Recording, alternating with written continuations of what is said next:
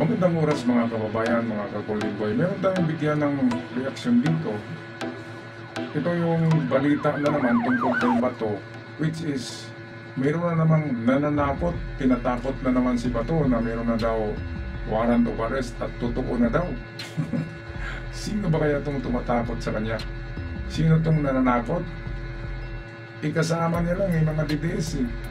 Unang nananakot sa kanya si Harry Roque. Sabi ni Harry Roque, totoo na mayroon ng warrant of arrest sa ICC. At alam ni Harry Roque yan. Sabi ni Harry Roque. Pangalawa, nananakot kay Bato. Walang iba kundi ang kanyang attorney.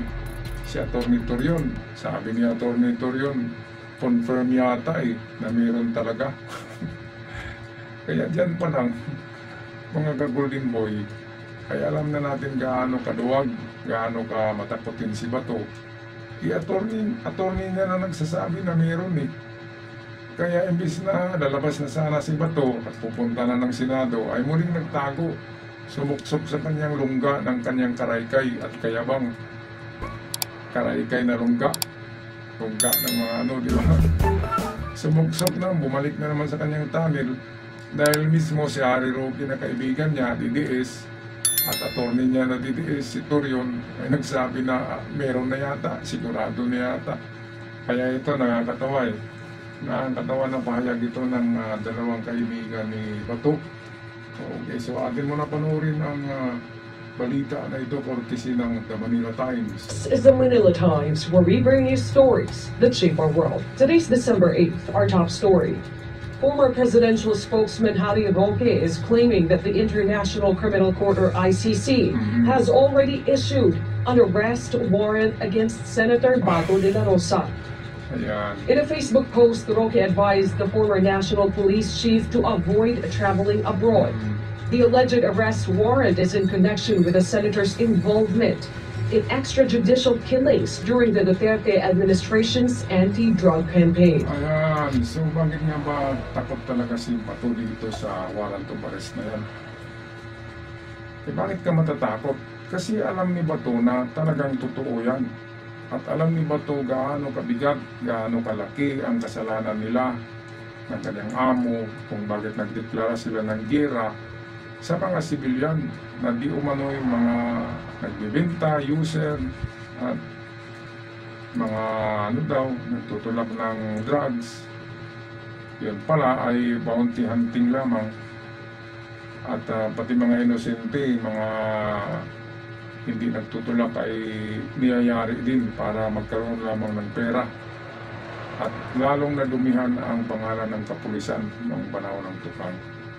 Dahil yan kay Bato, kaya napakalaking kasalanan niya. Siya yung, di ba, chief of police dapat hindi niya ginawa yun. Alam niya ang batas chief of police siya.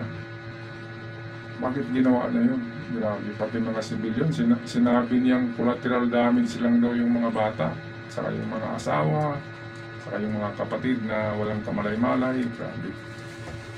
Grabe, kaya ito sa pangalawang video, matatawa kayo dito, mismo si Torion ay tinatakot si Bato na mayroon ng warrant o itong video. Totoo na talaga ito ata, itong arrest warrant na ito kasi marami nang nagsasabi sa akin, di naman po pwede na gagawin na naman natin yung ginawa natin kay Tatay Digong na balikan natin. Totoo ata ng ng pumita ito.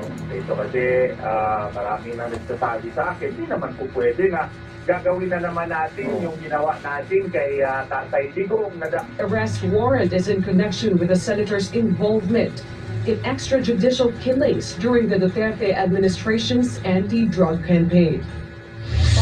Totoo na talaga ito ata, itong arrest warrant na ito kasi marami nang nagsasabi sa akin, di naman po pwede na gagawin na naman natin yung ginawa natin kay Tatay Digong na dakpin na lang kaagad.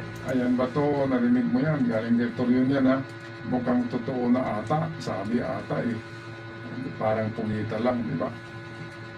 Totoo yata, Bato. Kaya si Bato ay karipas ng takbo, bumalik sa kanyang lunggay.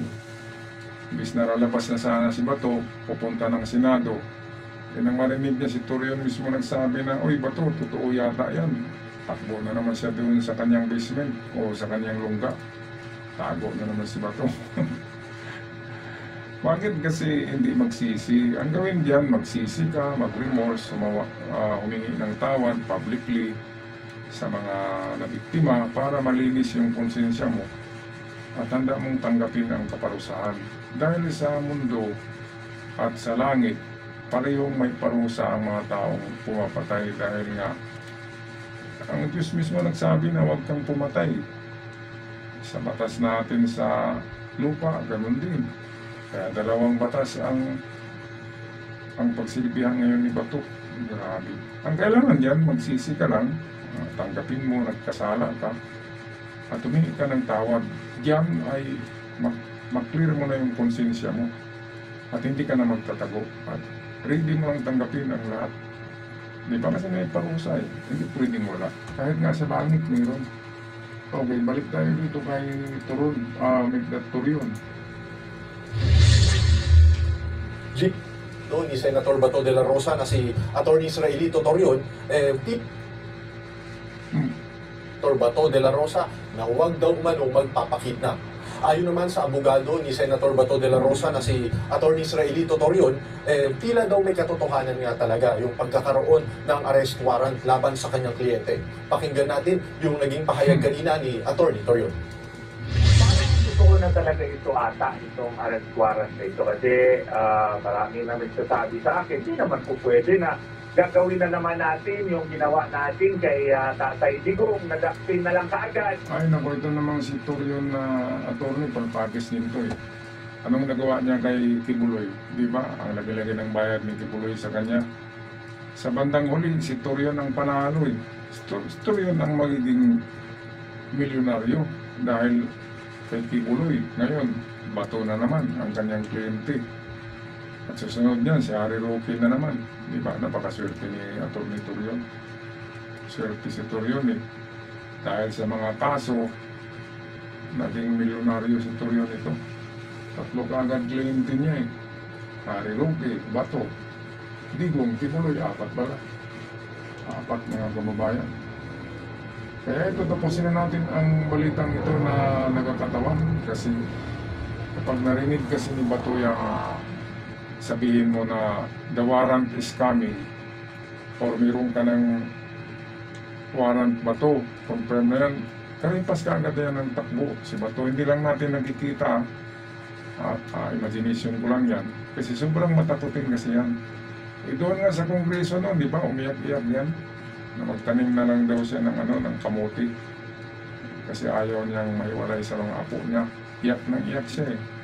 Lalo na kapag siya lang mag-isa, talagang bumaba ng luha eh. Ganyan si Bato, matapang sa salita. Ganyan talaga yung mga taong malakas magsalita, matapang sa salita. Sa totoo niyan, ang mga taong matapang magsalita, duwag yan. Ang mga taong matatapang, hindi na nagsasalita. Walang imik yan, bigla na lamang sasabog yan. Yan yung mga totoong matapang. Okay, so tapusin na natin ang video. Jiggy, bago pa man yung pahayag na yan ni Atty. Roque, nauna nang sinabi ni Ombudsman Boying Remulla na mayroon talagang arrest warrant laban kay Senator De La Rosa. Sa katunayan nga daw, may hawak siyang unofficial copy nito. Pero sinabi na noon ng ICC na kung walang lumalabas na ganyang impormasyon sa kanilang official channels, most likely hindi raw kumpirmado yan. Ayan, so ayan ba to?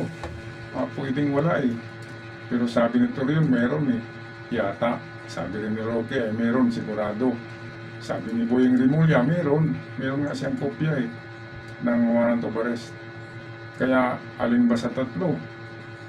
Ang paniwalaan mo ba to? Huwag ka nang maniwala sa kanila. Sundin mo lang kung anong nasa loob mo. Pero para sa akin, humingin ka ng tawad sa mga biktima, mag-remorse ka, at public apology, di ba? At malinis ang konsensya mo. At tanggapin mo kung ano yung ano. Hindi ka naman papatayin ng ICC. Bigyan ka lang ng ng years of sentence niyan. Diba? Pinakamatagal niyan ay 30 years.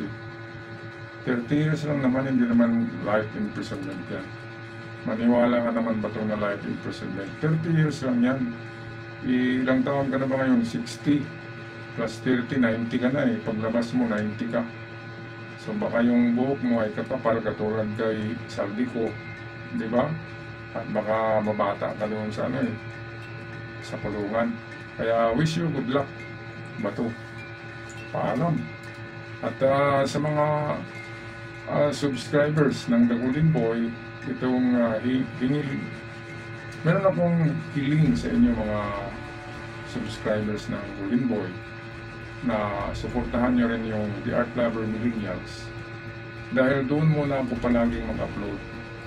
Dahil nga sa hindi na monetize itong channel na The Golden Boy at malapit na itong isara ng YouTube.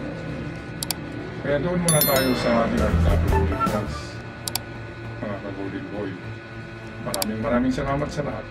Hanggang sa muli, paalam.